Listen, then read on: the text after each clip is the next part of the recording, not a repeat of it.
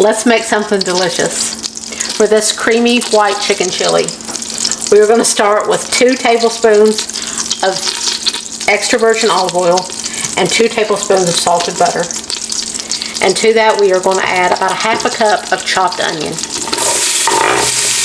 I am using a sweet onion. You can use whatever you like. Now we're going to give that just a little head start before we add our chicken. And if you've watched my videos before, then you know I always tell you, season as you go. Every little element needs some seasoning. If you wait till the end to try to season everything at once, you'll never get it salty enough or never get it seasoned enough. So you need to add salt every time you add an element. Not a lot, because then it'll get way too salty. Now we are going to add our chicken. Now we are adding 3 large boneless, skinless chicken breasts that I have chopped into bite-sized pieces. It depends on how big of a bite-sized piece you want, how big you cut them. Just know that the smaller you cut them, the quicker they'll cook. And once again, you want to season at this point, because last time I checked, chickens aren't seasoned, and we have chickens, so I know they're not seasoned. So I'm going to add another couple of good pinches of salt, some black pepper, and at this point we're going to add some granulated garlic. And yes, there is a difference between granulated garlic and garlic powder. Granulated garlic is more granular and has a better flavor, really, than garlic powder. So I'm going to add about 2 teaspoons, but if you don't like that much garlic, then add less. Whatever cranks your cracker. Now at this point your chicken is no longer pink, and you're ready to start adding the rest of your ingredients. Now we are going to add a 7-ounce can of diced mild green chilies. You can use 2 4-ounce cans of green chilies if you like more green chilies in it, or you can use hotter ones. They also do diced jalapenos. Now we have 3 cans of Great Northern beans. They're 15-ounce cans.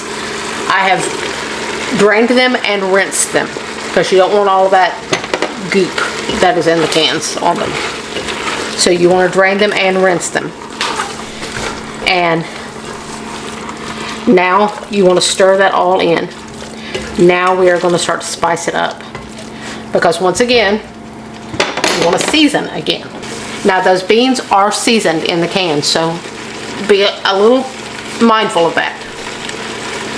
So I'm going to put in about 3 good pinches, but how much salt you add is up to you. Season with your heart, whatever cranks your cracker.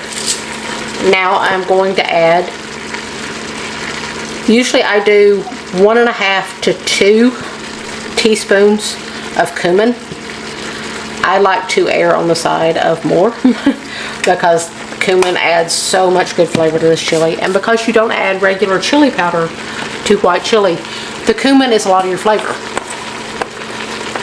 And I know this may sound crazy, but I like to add about 2 teaspoons of dried oregano. Usually I end up adding a little more than 2 teaspoons of dried oregano, because oregano, in case you don't know, oregano and cumin are a match made in heaven.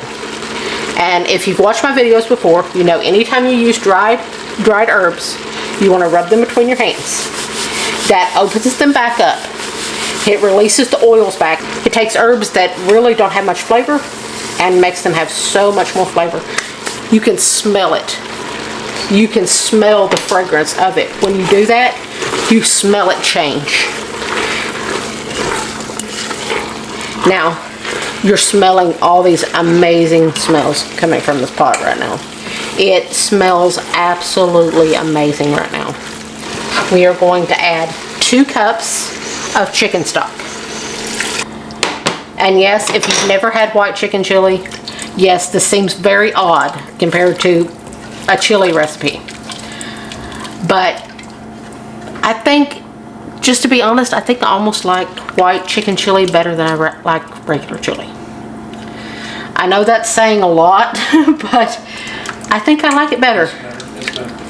It has such a great depth of flavor, and you won't know until you taste it. I'll just say that. You won't know until you taste it because the flavor is so amazing. Now you want to let this come up to a bubble. I'm on about medium heat. You want to let this come up to a bubble, and then you want to turn it back to about medium low and let it simmer. I usually go about 20 to 30 minutes until I know the chicken is fully cooked, beyond a shadow of a doubt cooked, and I know that all the flavors are melted together really well. Now it's been about 25 minutes, and as you can see, everything has gotten all creamy and wonderful together, and your chicken is fully cooked. Now we are going to add the creamy elements. But first you want to do a little taste to make sure that everything is nicely seasoned and that you don't have to add any more of the spices. And I never thought I'd have to do this on camera, but because somebody wanted to bring it up, I do not taste with the stirring spoon. I dip up something with the stirring spoon and put it on a tasting spoon like this. And then I taste with this spoon. That way this spoon never goes back into the pot. And that way I don't dirty up 1,000 spoons. And through tasting, I think it needs a little bit more salt. I think the spices are good on it right now, but I think it needs a little bit more salt. Now I'm going to add in 4 ounces of softened cream cheese that I've cut into pieces. And you just want to kind of drop in those pieces, because if you drop in a whole chunk, it's going to take a while for it to melt. Even in this hot soup, it's going to take a while for it to melt. I am using full fat cream cheese. I do not really recommend low fat cream cheese in this. It would probably make the texture a little grainy. Now you want to stir this until all of the cream cheese has started to melt really nicely.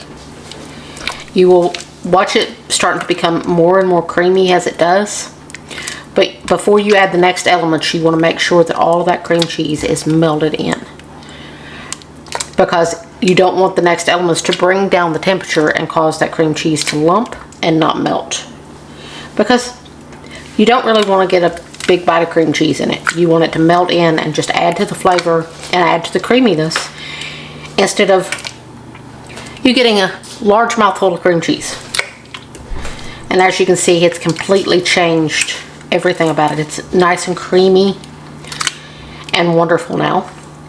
And I don't see any more lumps of cream cheese. That's what putting it in softened and putting it in cubes will do.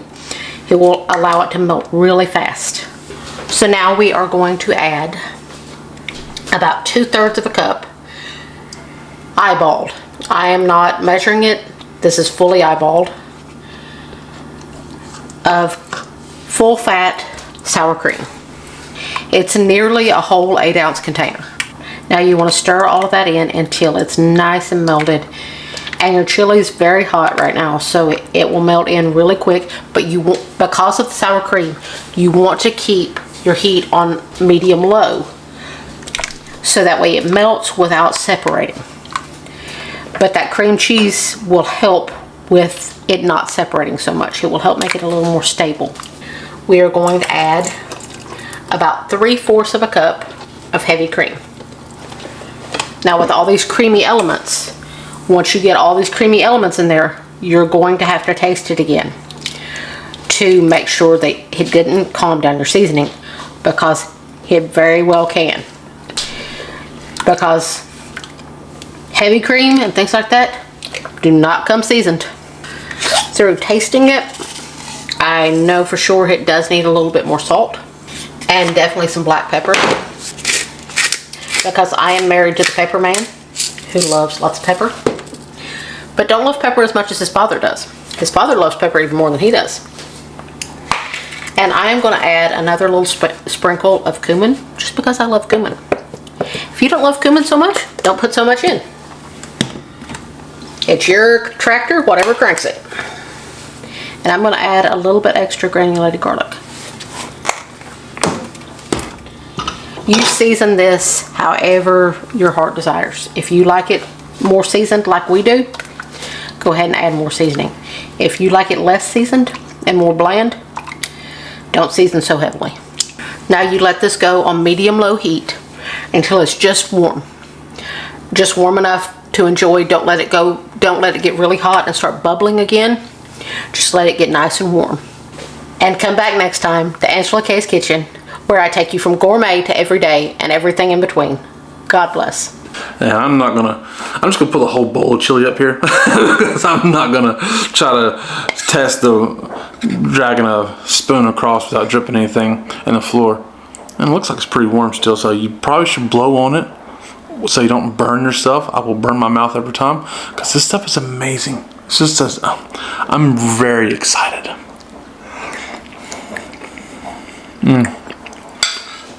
It's so good.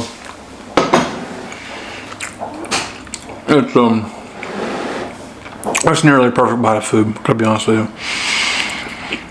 The spices and herbs are phenomenal in it. Creates such a beautiful fragrance and flavor. And I just see we got some crackers there, and put some crackers in like you would chili, and have at it. It's so delicious. Well worth the effort to make this, which is not much effort at all. Angela K can really cook, y'all.